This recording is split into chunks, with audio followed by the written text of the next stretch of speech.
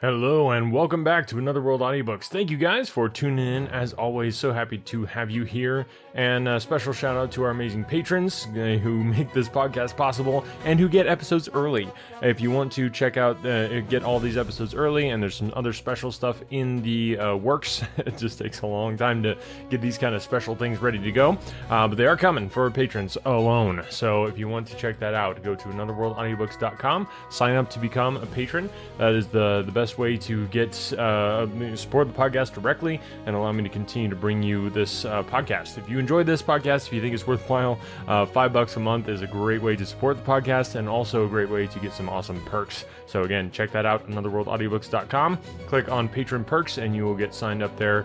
I do my best to make it more than worth your while and for you to get more than what you paid for there. So check it out, again, anotherworldaudiobooks.com. All right, without further ado, let's jump into the next couple chapters of Around the World in 80 Days.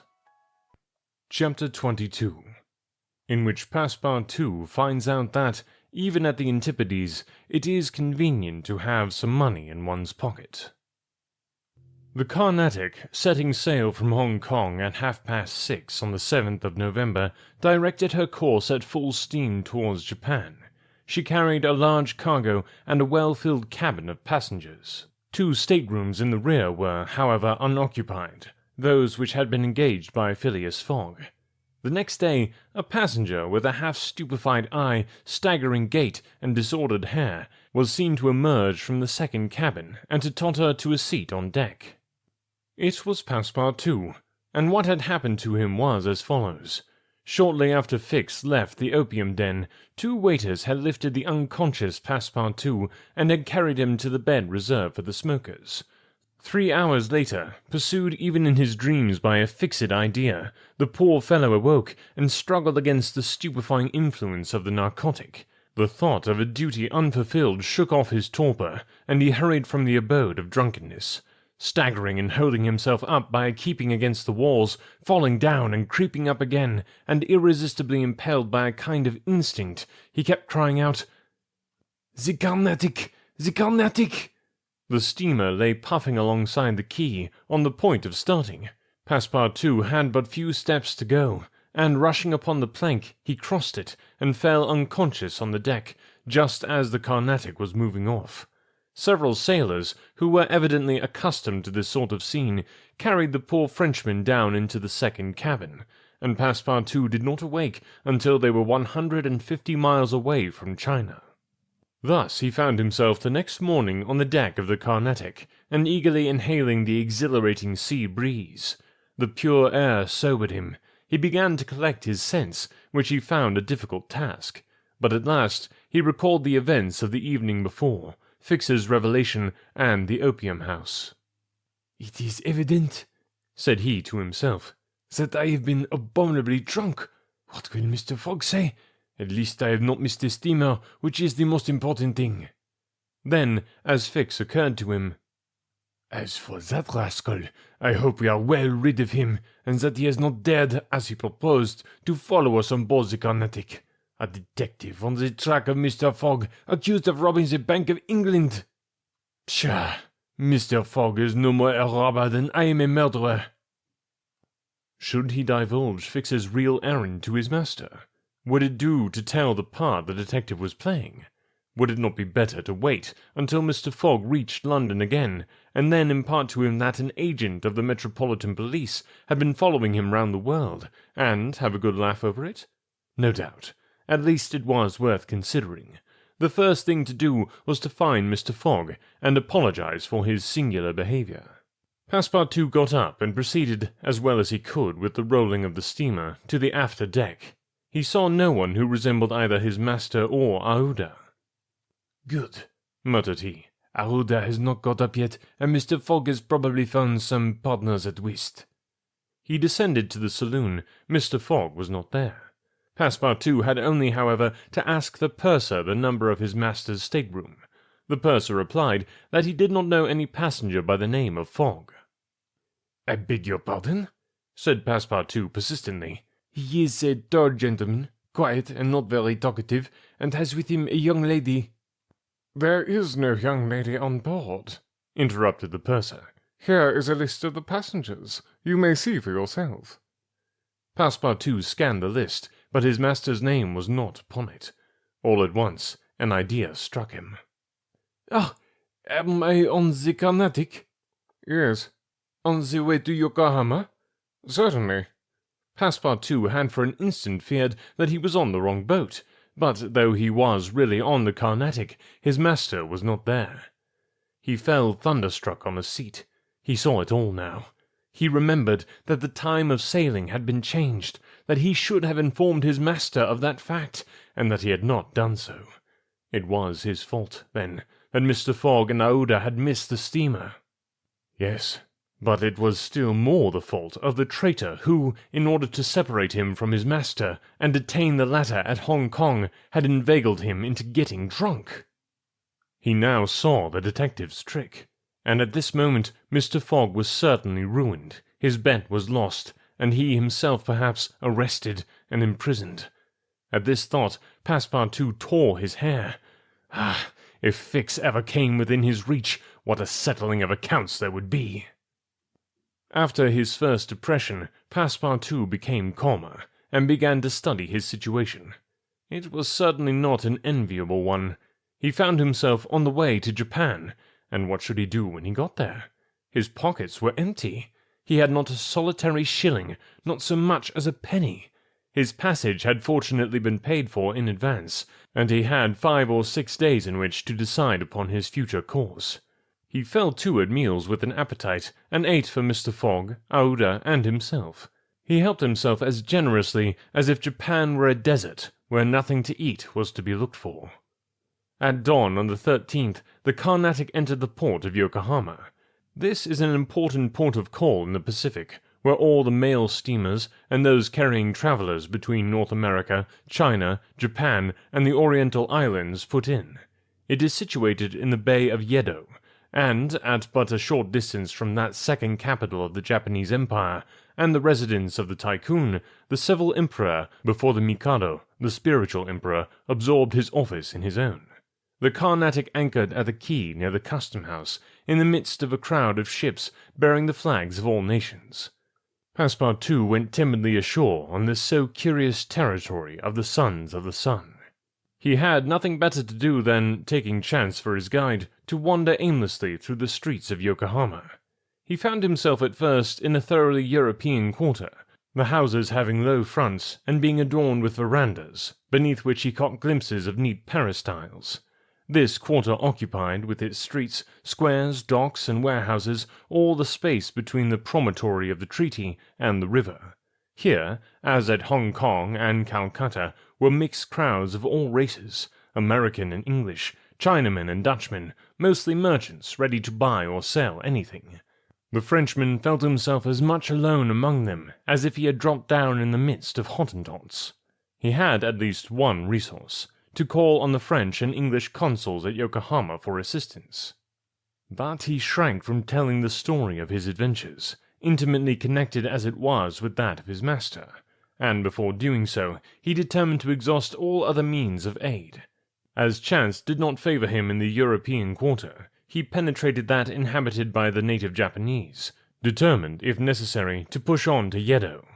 The Japanese quarter of Yokohama is called Benten, after the goddess of the sea, who is worshipped on the islands round about. There, Passepartout beheld beautiful fir and cedar groves, sacred gates of singular architecture, bridges half hid in the midst of bamboos and reeds, temples shaded by immense cedar trees, holy retreats where were sheltered Buddhist priests and sectaries of Confucius, and interminable streets, where a perfect harvest of rose-tinted and red-cheeked children who looked as if they had been cut out of Japanese screens, and who were playing in the midst of short-legged poodles and yellowish cats, might have been gathered. The streets were crowded with people. Priests were passing in procession, beating their dreary tambourines. Police and custom-house officers with pointed hats, encrusted with luck, and carrying 2 sabres hung to their waists. Soldiers, clad in blue cotton with white stripes, and bearing guns. The Mikado's guards, enveloped in silken doubles, hauberks and coats of mail. And numbers of military folk of all ranks, for the military profession is as much respected in Japan as it is despised in China, went hither and thither in groups and pairs. Passepartout saw, too, begging friars, long-robed pilgrims, and simple civilians, with their warped and jet-black hair, big heads, long busts, slender legs, short stature, and complexions varying from copper color to a dead white, but never yellow, like the Chinese, from whom the Japanese widely differ. He did not fail to observe the curious equipages, carriages and palanquins, barrows supplied with sails, and litters made of bamboo, nor the women, whom he thought not especially handsome, who took little steps with their little feet, whereon they wore canvas shoes, straw sandals, and clogs of worked wood, and who displayed tight-looking eyes, flat chests, teeth fashionably blackened, and gowns crossed with silken scarves, tied in an enormous knot behind an ornament which the modern Parisian ladies seem to have borrowed from the dames of Japan. Passepartout wandered for several hours in the midst of this motley crowd, looking in at the windows of the rich and curious shops, the jewelry establishments glittering with quaint Japanese ornaments, the restaurants decked with steamers and banners, the tea-houses, where the odorous beverages were being drunk with sake, a liquor concocted from the fermentation of rice, and the comfortable smoking-houses, where they were puffing, not opium, which is almost unknown in Japan, but a very fine, stringy tobacco. He went on till he found himself in the fields, in the midst of vast rice plantations. There he saw dazzling camellias, expanding themselves, with flowers which were giving forth their last colours and perfumes, not on bushes, but on trees, and within bamboo enclosures, cherry, plum, and apple trees, which the Japanese cultivate rather for their blossoms than their fruit, and which queerly fashioned, grinning scarecrows protected from the sparrows, pigeons, ravens, and other voracious birds. On the branches of the cedars were perched large eagles. Amid the foliage of the weeping willows were herons, solemnly standing on one leg, and on every hand were crows, ducks, hawks, wild birds, and a multitude of cranes, which the Japanese consider sacred, and which to their minds symbolize long life and prosperity. As he was strolling along, Passepartout espied some violets among the shrubs. "Good," said he, "I'll have some supper." But on smelling them, he found that they were odorless. "No chance there," thought he. The worthy fellow had certainly taken good care to eat as hearty a breakfast as possible before leaving the Carnatic, but as he had been walking about all day, the demands of hunger were becoming importunate. He observed that the butchers' stalls contained neither mutton, goat, nor pork, and knowing also that it is a sacrilege to kill cattle, which are preserved solely for farming, he made up his mind that meat was far from plentiful in Yokohama. Nor was he mistaken, and in default of butcher's meat, he could have wished for a quarter of wild boar or deer, a partridge, or some quails, some game or fish, which, with rice, the Japanese eat almost exclusively. But he found it necessary to keep up a stout heart, and to postpone the meal he craved till the following morning. Night came, and Passepartout re-entered the native quarter, where he wandered through the streets, lit by vari-coloured lanterns, looking on at the dancers, who were executing skilful steps and boundings, and the astrologers, who stood in the open air with their telescopes. Then he came to the harbour, which was lit up by the resin torches of the fishermen, who were fishing from their boats. The streets at last became quiet, and the patrol, the officers of which, in their splendid costumes, and surrounded by their suites, Passepartout thought seemed like ambassadors, succeeded the bustling crowd. Each time a company passed, Passepartout chuckled, and said to himself, "Good, another Japanese embassy departing for Europe." Chapter 23, in which Passepartout's nose becomes outrageously long. The next morning, poor, jaded, famished Passepartout said to himself that he must get something to eat at all hazards, and the sooner he did so the better. He might indeed sell his watch, but he would have starved first.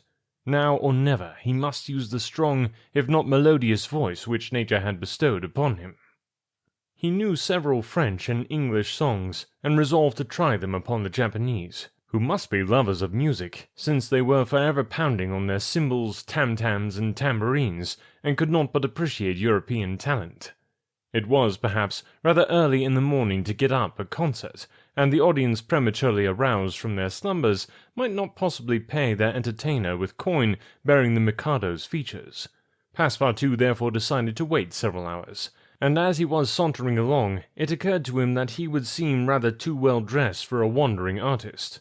The idea struck him to change his garments for clothes more in harmony with his project, by which he might also get a little money to satisfy the immediate cravings of hunger.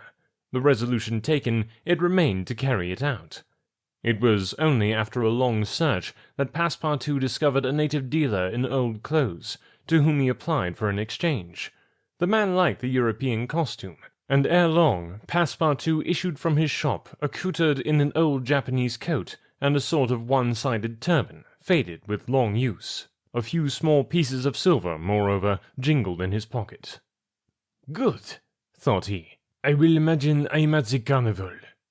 His first care, after being thus Japanesed, was to enter a tea-house of modest appearance, and upon half a bird and a little rice, to breakfast like a man for whom dinner was not as yet a problem to be solved. "Now," thought he, when he had eaten heartily, "I mustn't lose my head. I can't sell this costume again for one still more Japanese. I must consider how to leave this country of the sun, of which I shall not retain the most delightful of memories, as quickly as possible." It occurred to him to visit the steamers which were about to leave for America. He would offer himself as a cook or servant, in payment of his passage and meals. Once at San Francisco, he would find some means of going on. The difficulty was how to traverse the 4,700 miles of the Pacific which lay between Japan and the New World. Passepartout was not the man to let an idea go begging, and directed his steps toward the docks. But as he approached them, his project, which at first had seemed so simple, began to grow more and more formidable to his mind. What need would they have of a cook or servant on an American steamer? And what confidence would they put in him, dressed as he was? What references could he give? As he was reflecting on this wise, his eyes fell upon an immense placard which a sort of clown was carrying through the streets. This placard, which was in English, read as follows: "Acrobatic Japanese Troupe, Honorable William Battlecar, Proprietor. Last representations prior to their departure to the United States of the Long Noses, under the direct patronage of the god Tingu. Great attraction." "The United States?" said Passepartout. "That's just what I want." He followed the clown, and soon found himself once more in the Japanese quarter. A quarter of an hour later, he stopped before a large cabin, adorned with several clusters of steamers, the exterior walls of which were designed to represent, in violent colors and without perspective, a company of jugglers. This was the Honorable William Battlecar's establishment. That gentleman was a sort of Barnum, the director of a troupe of mountebanks, jugglers, clowns, acrobats, equilibrists, and gymnasts who, according to the placard, was giving his last performances before leaving the Empire of the Sun for the States of the Union. Passepartout entered and asked for Mr. Battlecar, who straightway appeared in person. "What do you want?" said he to Passepartout, whom he at first took for a native. "Would you like a servant, sir?" asked Passepartout. "A servant?" cried Mr. Battlecar, caressing the thick grey beard which hung from his chin. "I already have two who are obedient and faithful, have never left me, and served me for their nourishment, and here they are," added he, holding out his two robust arms, furrowed with veins as large as the strings of a bass viol. "So I can be of no use to you?" "None." "The devil! I should like to cross the Pacific with you." "Ah," said the Honorable Mr. Battlecar. "You are no more a Japanese than I am a monkey. Who are you dressed up in that way?" "A man dresses as he can." "That's true. You are a Frenchman, aren't you?" "Yes, a Parisian of Paris."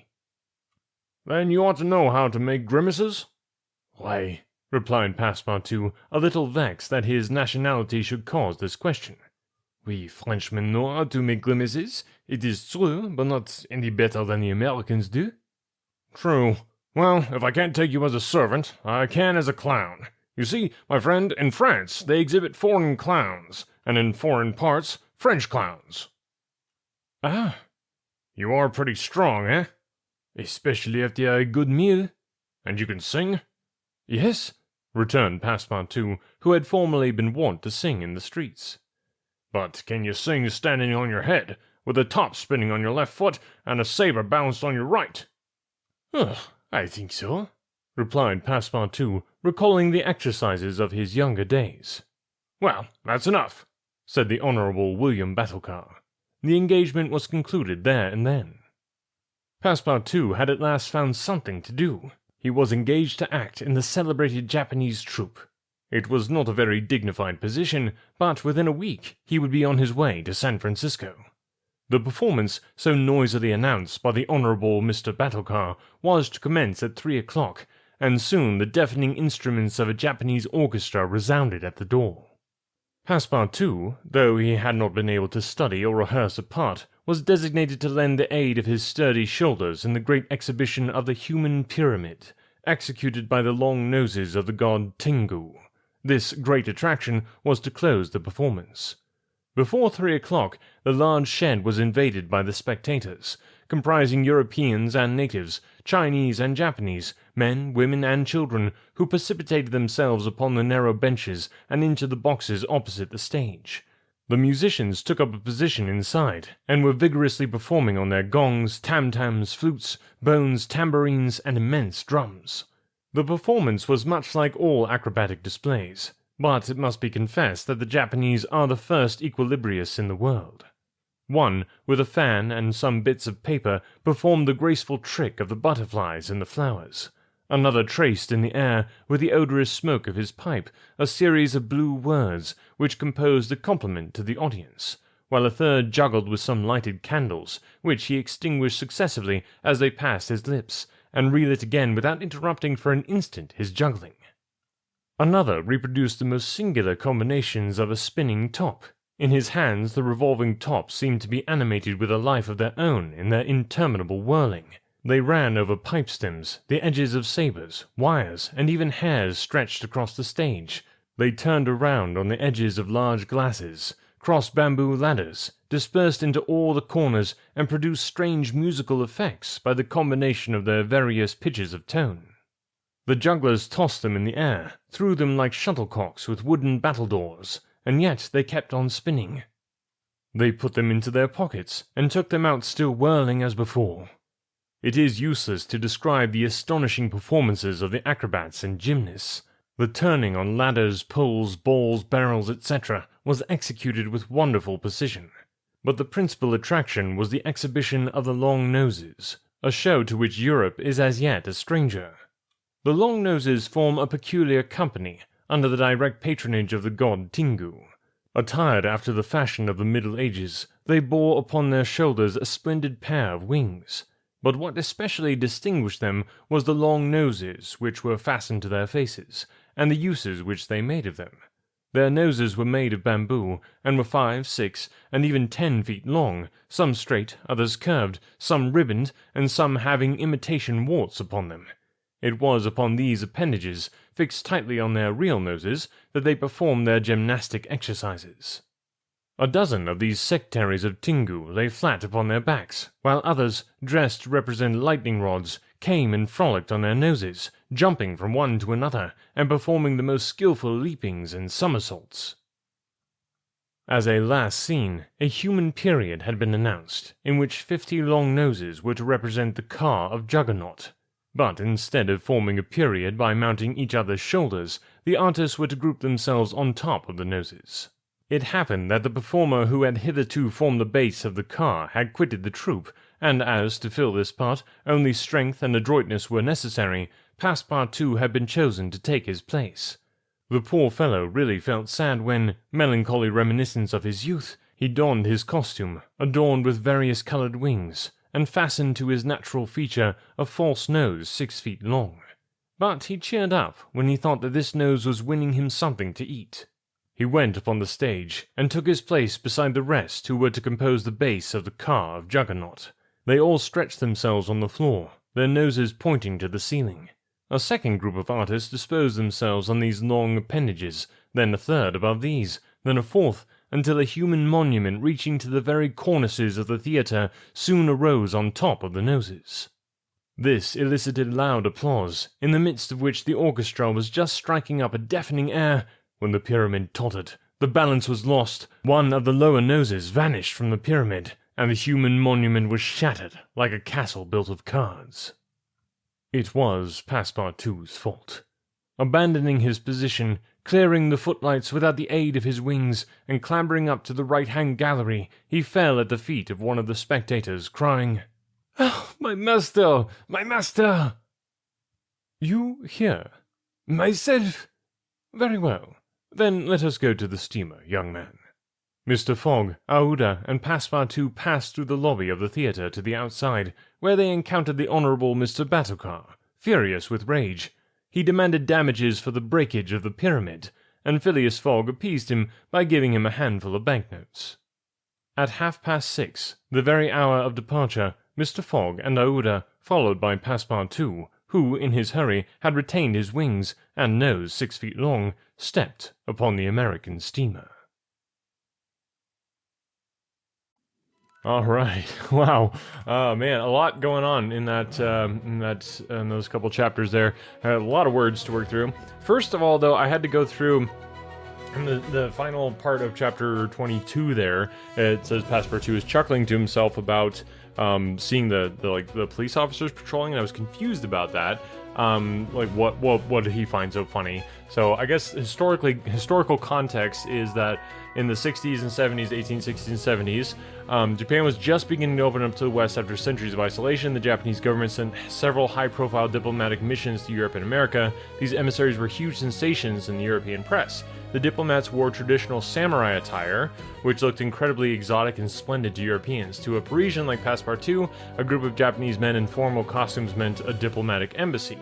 So he's making fun of how pompous and over-the-top the local police patrols look because the officers are surrounded by suites, which is a large group of assistants or subordinates, and their uniforms are so ornate that they look like they're dressed for a royal court rather than a night shift on the streets. So basically the punchline is that Passepartout is essentially saying, these guys are taking themselves so seriously and look so fancy just to patrol a quiet street that maybe they're high-ranking ambassadors heading off to meet a king in Europe. So he's making a joke, mocking the local self-importance by comparing a simple police squad to a world-famous diplomatic event. So that's one of those historical context things that you would not have got if you weren't in the 1860s and 70s, most likely, reading this book. So a little historical context there for you. Let's see, you have some vocabulary words. Peristyle is a series of columns surrounding a building or enclosing a court.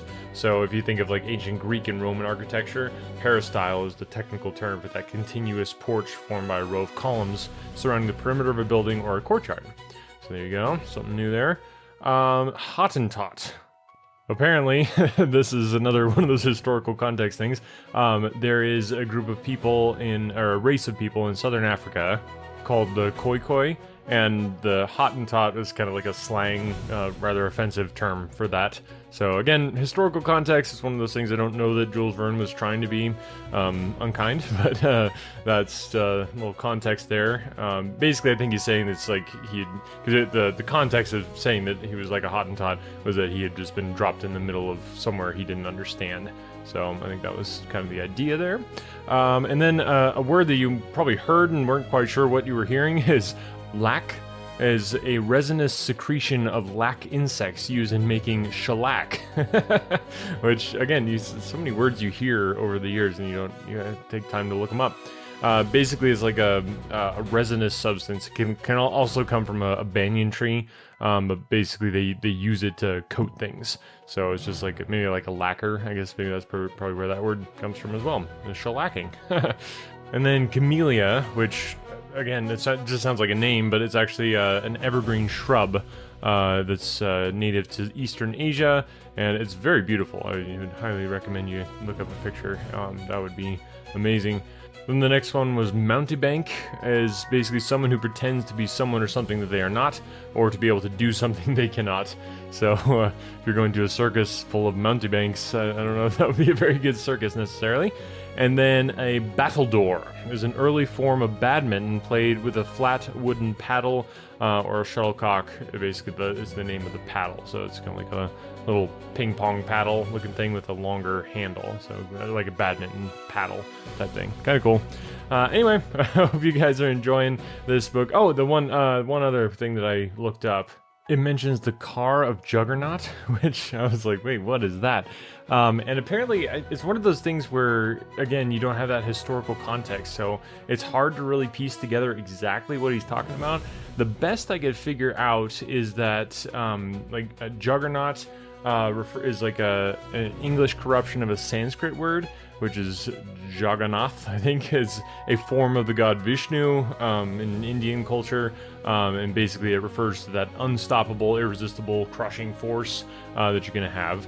And the car, I think, refers to kind of how it wasn't like a car in a modern sense, but more like a chariot. It was a structure of about 40 feet tall, and they had these giant wooden wheels, and they were pulled through the streets by devotees using thick ropes.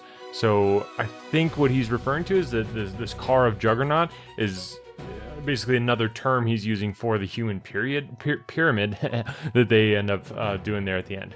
If anybody has a better explanation, I would love to hear it, because that doesn't really make a ton of sense to me. I don't understand why he would call it that, because they're in Japan, not India. So who knows? But yeah, if you have any thoughts on the car of Juggernaut, I would love to hear your thoughts. Get in touch. anotherworldaudiobooks@gmail.com. Thanks, guys, again for listening. And remember, if you enjoy this show, please help it continue by sharing it and spreading the word about the podcast. Thanks for listening, and we'll catch you next week. Hey, it's Ryan Reynolds here from Mint Mobile. Now, I was looking for fun ways to tell you that Mint's offer of unlimited premium wireless for $15 a month is back.